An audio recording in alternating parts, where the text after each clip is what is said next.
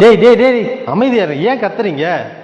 ஏன் என்னாச்சு சார்? டெய்லியும் 3 வேளைக்கு உப்புமா போடுறாங்க சார். உப்புமா வேணாம் சார். பாய்க்கு ருசியா இட்லி பூரி பொங்கல்னு போடுங்க சார். சரி ஓகே. இப்போ உப்புமா வேண்டான்னு சொல்றவங்க கை தூக்குங்க. வேணாம் சார்.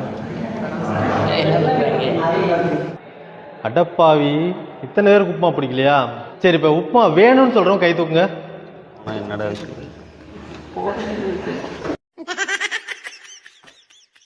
சரி ஓகே. இப்போ வேற என்ன போடலாம் சொல்லுங்க சார். இட்லி போடுங்க சார். சார் பூரி போடலாம்.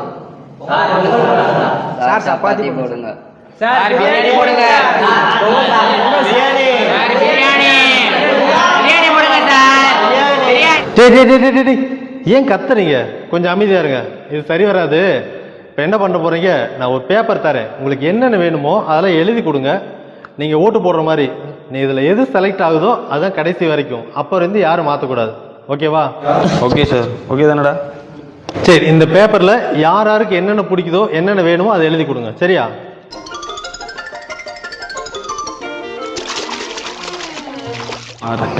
என்ன சுத்தி ஆனியன் மேகி. எவன்டா மேகி கேட்கறது? ரொம்ப மேகி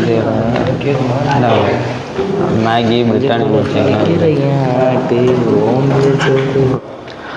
இப்போ நீங்க என்னென்னலாம் செலக்ட் பண்ணியிருக்கீங்கிறது ரிசல்ட் வந்துருச்சு.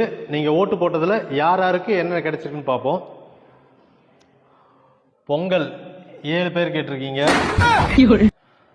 பூரி 8 பேர் கேட்டிருக்கீங்க. சப்பாத்தி 6 பேர் கேட்டிருக்கீங்க. தோசை 5 பேர் கேட்டிருக்கீங்க. பிரியாணிலாம் கேக்குதா?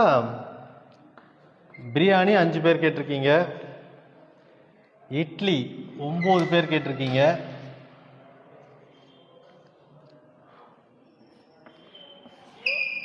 உப்புமா 10 பேர். பாத்தியா, உங்களுக்குள்ள கூட்டணி சரியில்லாதனால எல்லாம் தனித்தனியா பிரிஞ்சு எடுக்கிறீங்க. அந்த உப்புமா சாப்பிட்ற 10 பேர் ஒற்றுமையா இருந்ததுனால அவங்க தான் ஜெயிச்சிருக்காங்க. இன்னி 5 வருஷத்துக்கு எல்லாருக்கும் உப்புமா தான், வேற எதுவும் கேட்கக்கூடாது. சரியா? பாய் பாய், டாடா, குட் பை, கயா.